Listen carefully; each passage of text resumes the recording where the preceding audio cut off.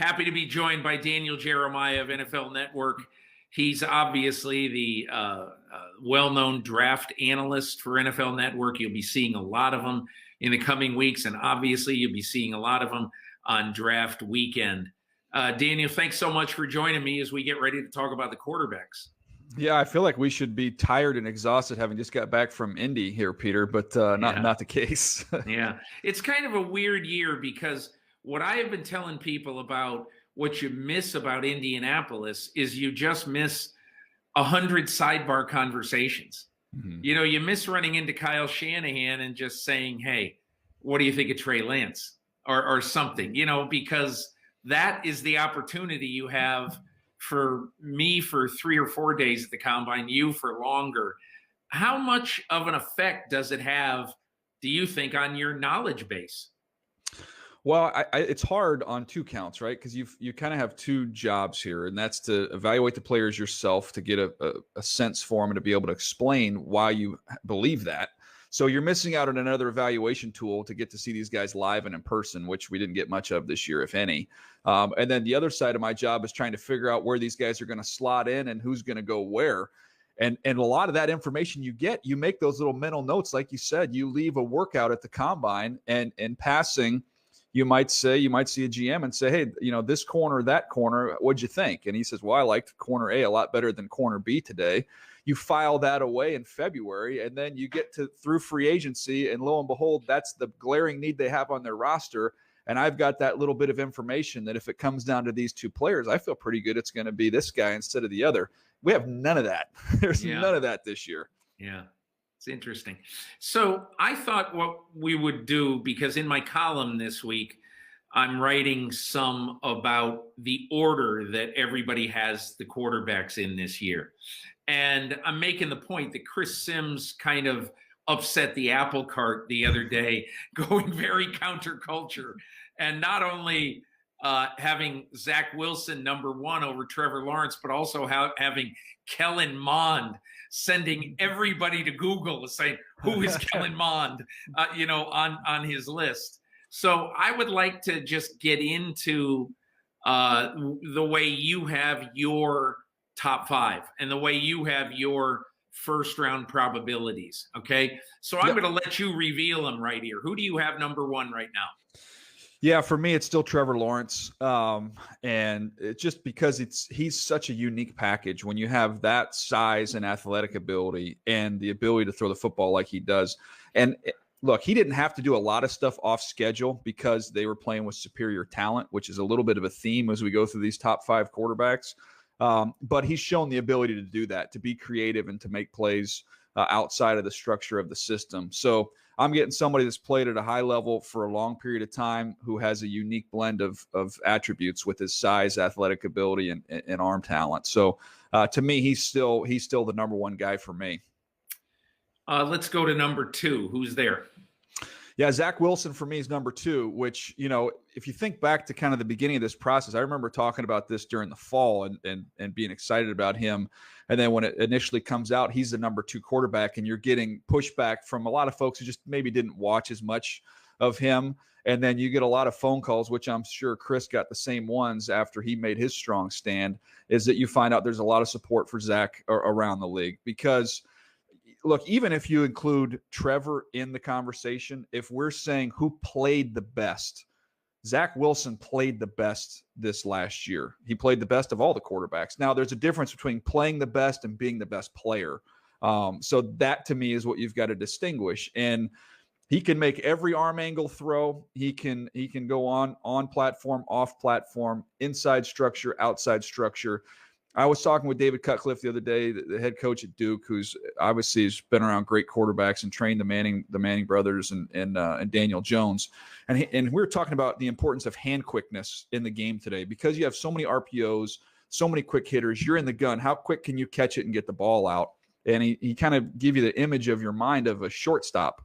And Zach Wilson, to me, has got some of the more dynamic hands that you'll ever see. He is so twitched up and so quick with his hands. But yeah, I love his game. You know, if he hadn't had shoulder surgery on his throwing shoulder, you know, then I might have some of that Chris's courage. But to me, when you add up the durability there and you add up the difference in size, that to me was the difference between Trevor Lawrence and Zach. Yeah, you look at Trevor Lawrence, and somebody posted on social media, maybe it was his agent, posted on social media this week how good he's doing in his rehab process, with a couple of pull downs that he was doing. And you look at him and you say, man, that's what a quarterback looks like. I mean, he is a big dude, and I'm sure he's going to get stronger, but he looks pretty strong right now. Yeah, and he's got the frame. I mean, it was a little bit interesting because he was so light at the pro day, but you can see with his shoulders and how broad he is, he's can carry a lot more weight. Just not being able to lift because of that shoulder is easily explainable why he looked a little bit light. That's why I'm curious, having not ever seen Zach Wilson live and in person, Peter, like, man, it would have been great to be at the combine and see those guys in line next to each other. Just not only see the height, but just to see how broad they are.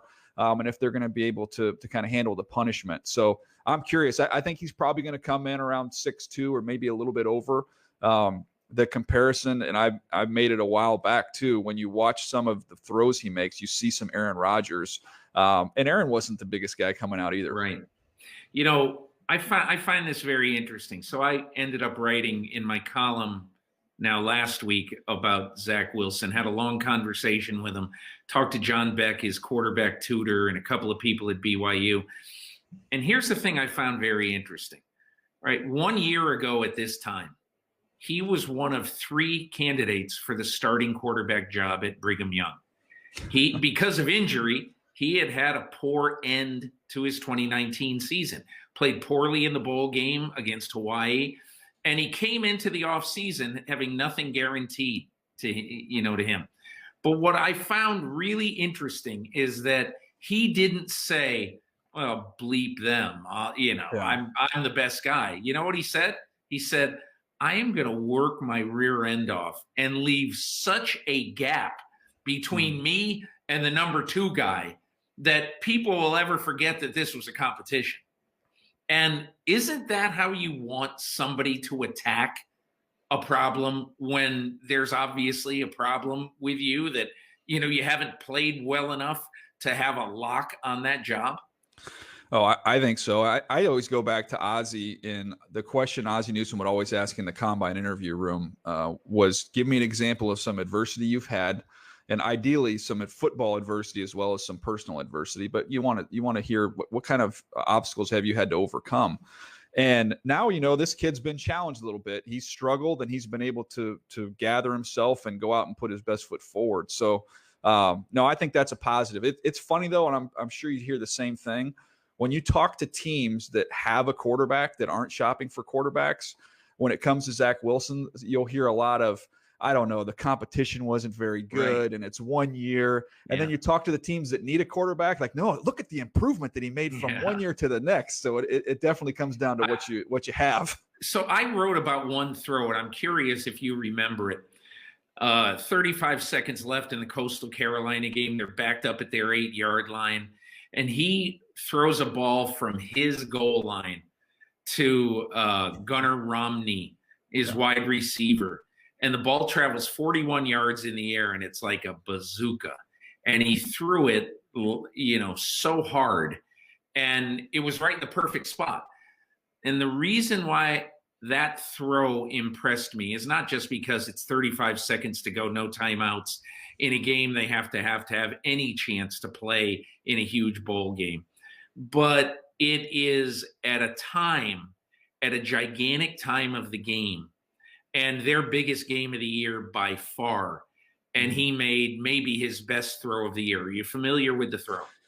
It's interesting. In that game, I've talked to a couple different people, and you brought up that throw. I've brought up the throw where you can see him earlier in that game rolling to the right. Yeah, it's right at the end of the first half. Yeah, it was one of the more ridiculous throws, and it's his ability to kind of disconnect his upper body and lower body, and just the ball explodes out. But no, what you're talking about, being able to make those clutch time throws, unfortunately, we didn't get to see him in many of those atmospheres or opportunities this year. But look, I've said with this quarterback class, if I took all of them, the top 5 guys out into my backyard and we played horse with the football. So instead of a basketball where you've got to make every shot, if we did it with a football, Zach Wilson would win, because he could do every kind of throw from all different arm slots, fadeaways, anything. He can make every single throw. Yeah.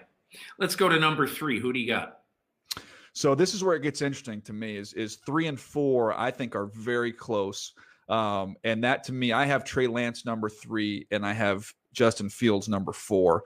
They're touching each other on my overall sequence list. It really comes down to kind of a flavor thing with what you're looking for. They're both physical, strong, aggressive, tough kind of demeanor, the way they play the position. So those are the things they have in common. I think, frame-wise, they're going to look almost identical in terms of just big, broad, strong dudes. But to me, the difference was, and why I gave the advantage to Trey Lance, it came down to decision-making. He just protected the football. I thought he showed tremendous poise. He just didn't put the ball in harm's way when you study him. So I saw him trust what he sees, be able to take checkdowns, not get too aggressive. And then when you have those opportunities, take some of those deep shot opportunities. Now, the advantage I would give Fields over Trey, I think Fields is a little bit more accurate, a little more consistent with his ball placement there.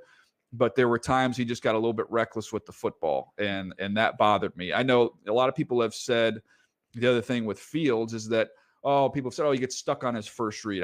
I didn't see that when I studied him. I saw him work through progressions with his eyes.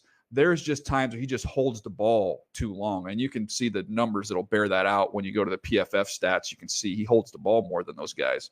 But to me, it's not he's stuck on number 1. He's getting from 1 to 2 to 3. But, man, once you see it, you got to anticipate it, get the ball out, let it rip.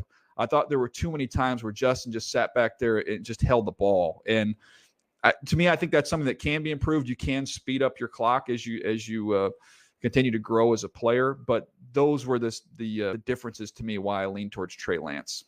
What have you sensed from your conversations with people around the league, if you've had many or any, or this early on, about Trey Lance? And not just because he's playing a lower level of competition, but also because he's played one football game in the last 420 days and wasn't particularly impressive in that one. But yeah. But so tell me what you think of that and what people out in the world are saying to you.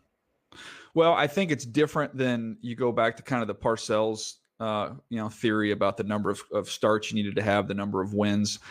We've seen just over the last couple of years, and I think Kyler's probably a pretty good example of that, of having that one great year and then off you go. But you can say Kyler did all that against a different caliber of competition. So it's a concern to me when I talk to guys around the league about Trey. You believe in a couple things. You believe in the skill set that he possesses, and then as teams have gotten to know him and are learning more about him, you're buying into the kid. So I believe in the kid. I believe in the skill set. Is he going to be ready right now? No. But to me, I think it's kind of a little bit more of a long-term play there. He reminds me, I was around Steve McNair at the end of his career when he was with the Ravens. And when I watch Trey, I see some of those similarities to a guy like Steve. And Steve obviously sat for a while. You're not going to be able to get away with sitting him for that long. But to me, he's got that type of upside. Yeah, it's tough picking Trey Lance in the first round and then saying we're probably going to sit him most, if not all, of this year. You could do that with Carson Palmer in 2003. I don't know that you can do it in 2021. I just don't. But I think Mahomes gives everybody a North Star to look at there. Some cover. You're right. Yeah. But let's just say that Trey Lance is there at number 20 and the Bears are picking. I mean, that is a winner. It's a winner go home. It's call. winner. Yeah. It's winner go home in Chicago right now. So I don't know. Yeah, you're right. And so the greatest fit. Yeah, that'd be tough. All right, so 5. I take it you have Mac Jones at 5. Yeah, and Mac Jones at 5. I do want to add one other thing on Justin Fields. The thing about him, Peter, the toughness and the competitiveness, that's another one where I think all those guys are going to be really good players. And with Fields, if he gets to a place where they can use some of the zone read stuff, he can be dynamic with his ability to run and make plays with his legs to go along with everything else. So again, I don't want to shortchange him at all. I think all 4 of those guys are top 10 picks, and I think they're going to be good players. Mac Jones is the most challenging evaluation for me because if you go back 10 years ago, and you asked me the three most important things that you need to have to be a successful quarterback in the NFL, I would have said accuracy, decision-making, and poise. Like, those are the big three. Mac Jones is outstanding in those three areas. But the league is started to go in a little bit of a different direction where you need guys that can create plays. Things aren't always going to be perfect. The offensive line talent in the NFL far trailing the defensive line talent in the league. It just is what it is. So if you can't, you're going to have clean run throughs. And if you can't get away from that, if you can't create and buy some time and make some things happen, or go and take off with your legs and give me a first down when it's 3rd and 5, it's hard. It's just you have a more narrow path to winning consistently. So he is a tough evaluation. Who is the quarterback right now? Like, the Mac Jones thing to me is that you almost have to be an athlete in the NFL today to maybe not play the position of quarterback, but for some team to basically stick its neck out and say, we're picking Mac Jones to be our quarterback of the future. That's the thing that would have to bother me a little bit if I was trying to build a new program in the NFL and you had this tremendously accurate quarterback and this brainiac who is, really reads well, but is just not in some ways your classic 2021 quarterback. I think it just puts pressure on the rest of the organization to build up the rest of the roster. In other words, I've got to have a good offensive line in front of him. Yeah. I've got to have him guys that can uncover. I mean, I feel like I saw a glimpse of it going, doing the Charger games, watching Rivers, and then going from Rivers to Herbert. With Rivers, man, if it was good, if they could protect, he was shredding everybody. But as that offensive line had some issues towards the end of Phillips' career, there's just, you don't have as many answers. All of a sudden, basically the same group. Justin Herbert comes in there, and that pressure, he's able to get away from some of that, and you can kind of cover up some of the sins up front. So to me, you don't have to be perfect at the other 10 spots when your quarterback can create. 2 last quarterback questions. Mm-hmm. Do you have a gut feeling 8 weeks out or 7 weeks out what the New York Jets will do at 2? Well, I think it's still TBD. I think they need to figure out, what's going on with the medicals with these draftable quarterbacks. And ideally, you'd like to see their pro days just to be able to see them throw live, because they haven't had a chance to do that. When we talk about a general manager and a head coach and offensive coordinator to get to be around the guy there. So that to me would timeline wise would kind of push it more towards, end of this month, a few weeks out. But I pulled up some numbers the other day because I wanted to kind of figure out a way to explain the 2 options the Jets have. So Peter, when you look at it, you've got the keep Sam and you've got the move Sam. So when you look at the keep Sam, and I'm going to round this up a little bit. I think the number is 4.8, but let's say $5 million for this year. Then it's $20 million on the 5th year option. Then likely around $30 million if you wanted to franchise him the following year. So you have those 3 years of cost control there, which is going to average 18.3 per year. So 3 years of Sam at 18.3, or you end up going with the quarterback at the number 2 pick, which over those first 4 years before you get to the option, you're looking at 4 years with an average of 8.7 a year. So there's a difference of $10 million a year of room on your salary cap on a yearly basis, plus another year of cost control, 4 years versus 3 years. So then that's just that side of it. But then you're the Jets. You've got to look at it and say, okay, what about, though, the opportunity if we stay with Sam, if we wanted to move pick 2, we can collect some extra picks to go along with that. And then if we decide to move Sam, obviously you're going to get something in return for Sam. So I think it's going to be fascinating, man. Can I give you a good alternative, a good extra alternative to what you just said? Suppose that Joe Douglas says, I'm just not sure about Sam, and I don't want to give up the farm if Deshaun Watson gets available. We've got too many holes, blah, blah, blah. And what if he says, we're going to use this year to find out about Sam, okay? Mm-hmm. And what you do is you take the 2nd pick and you trade it to 8 or 9. Let's say you trade it to Carolina at 8, and you get the 8th pick and you get next year's 1 and you get this year's 2 for moving down 6 spots, which is about probably what it would take. And let's just say you do that. That leaves you with 3 1s next year. And if you have 3 1s next year, assuming that your team is not going 10-6 next year, one of those ones is going to be pretty good. And then you could use your draft capital to move up into whoever. And look, just like we were talking about, Zach Wilson might be the 2nd pick in this draft, and a year ago, nobody would have given you a plug nickel for Zach Wilson. And so you just don't know who's going to be there in the draft next year. There's always 1 or 2, and usually maybe a 3rd quarterback that is interesting, and perhaps, almost a no doubt pick.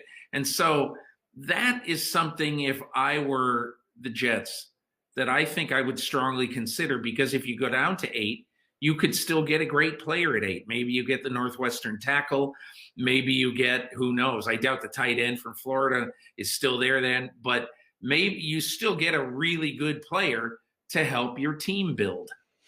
Yeah, I mean, I think it's another option. It's another possibility there. I think that it comes down to what your evaluation is on Zach Wilson, to me. Yeah. If you feel like he's that guy, you don't want to be betting on picking high enough next year, even if you have 3 picks, or you're going to bet on the fact that somebody's going to trade off of somebody. So the next guy that emerges, well, there's no guarantee that, we don't have 2 or 3 quarterback needy teams picking 1, 2, 3 next year, and they don't move off that pick. So at least there's some certainty with Zach. To me, if the Sam thing happens, I'll be fascinated to see what that trade looks like, because I think people have looked at it and said, well, it's a 2nd round pick. Maybe it's a 2nd round pick this year. It's a 2nd round pick next year. To me, the pick swap is the most intriguing option if I'm the Jets. If I can pull that off and I can get another pick at 8, 9, 12, wherever, and just swap with my top of the 2nd round pick 34. Now you're the Jets. You could be standing up there with 2 picks in the top, 10 or 12 picks. Yeah. It's going to be very interesting. Hey, Daniel Jeremiah, thanks so much for dissecting the quarterbacks with me. You got it. Hi, I'm Mike Tirico, and thanks for watching. Make sure to hit subscribe for the latest news and highlights from NBC Sports.